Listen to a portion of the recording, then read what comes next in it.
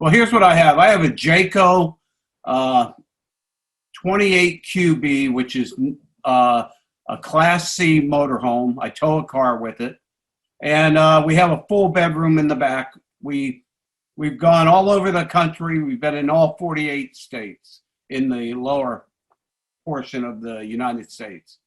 It's 11 years old, and my air conditioner this past winter, when I started it up, or this past spring, just died.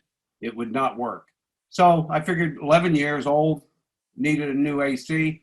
So back in June, I purchased a new AC unit from people down the street, and I had a hard time finding one to put up there because it seems like everybody's in an RV right now and buying parts. But put the new AC unit up there, and then I had been looking at the Soft Start for about a year. Honestly, I had been seeing it. I'm a member of boondockerswelcome.com, and I travel a lot of places. I stop. People only have 20 amp power or 110 or 15 amp.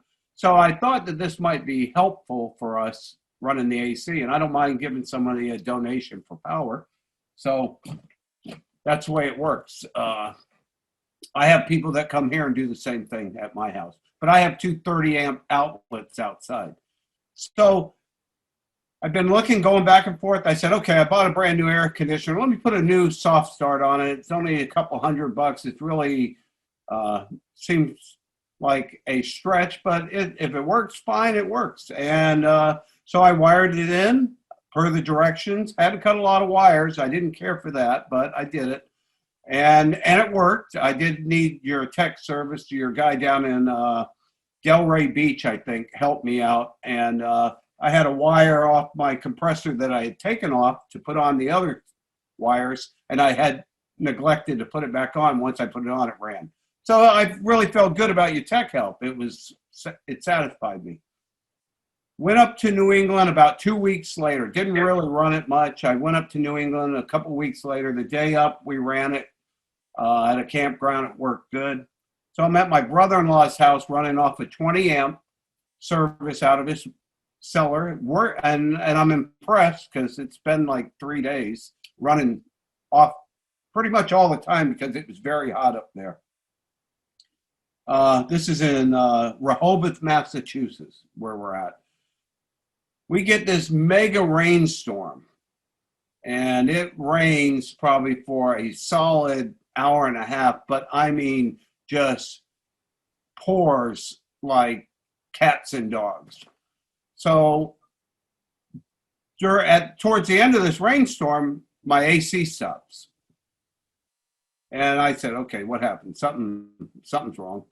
And I wait for the water to, the rain to quit. And I checked all my fuses inside. I can't find any breakers tripped or anything. So I go up on the roof.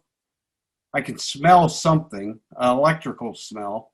So I pull off the cover, and I don't really have the drain pan. The AC has holes in it, so the water drains out of it, basically. So there's really no standing water in it. There's a couple of small puddles, maybe about this size, small puddles, but nothing major. I can smell the compressor. It smells like the compressor's fried is what it smells like. So I go back, and I tried to smell the Soft Start, but I really couldn't get at it. So I pulled the fan out, 3 bolts, popped the fan out, and I have it positioned underneath the fan. It's the only place you can put it, and it's sitting horizontally. In hindsight, if I could have put it a different way, but there is no other way. So that's the problem there. So I open it up, and it's got water inside of it, and it's up to the bottom of the 108 amp capacitor. The first lug is underwater. So I said, okay, here's the problem. This is shorted out. This unit is shorted out, which in hindsight, it was shorted out. I sent it back to your tech out in Texas, and he looked at it, and he said, this thing is fried. It's all loosened up. It's falling apart. I know what did it. The rain did it. I'm certain.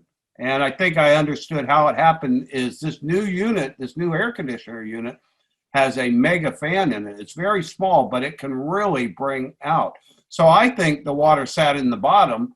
It drawed the water out through the fan, but because this unit's underneath, it got sucked into where the hole is, where the wires come in. That's my own R&D look at it. So I explained all this to Danny. Danny basically told me to get in touch with Brian. I explained it to Brian, and Brian was very interesting person. He told me he didn't want me to just go back to where I was because I really didn't want to use the soft start again. But he says, well, what if we just, we take the old one back and we come up with another way of hooking that up? Because I wasn't happy about having to cut wires. Now I have an air conditioner I can't return. So Danny came up with a new method for hooking up. I told him I basically didn't want to have to crimp the wires. I didn't want to do anything except hook it up. So he took it upon himself to crimp all the wires, put the spades where they had to go and the connections. And he gave me I sent him a screenshot of my wiring diagram out of the air conditioner, and he sent me back a wiring diagram in which he said, all right, take this off step by step. I think it was 6 steps. And so basically I got my new I talked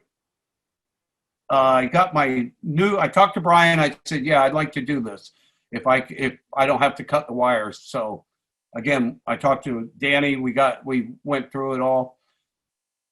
Sent me I've received my new air conditioner, put it on the bench, and I wired this unit in. I say wired, I didn't wire it. I connected this unit to my terminal boards. And I still didn't know if it worked. So I hauled the new unit up yesterday, took the old one down, hauled the new one up, hooked it up, plugged it into 30 amp, went through the steps. The green light came on immediately, just like I had seen it before. And I did run very first shot, it ran through the red light, and then the green light stays on. And that's the way it's supposed to work per your directions on your website. And I had read all these directions before I even attempted the first one.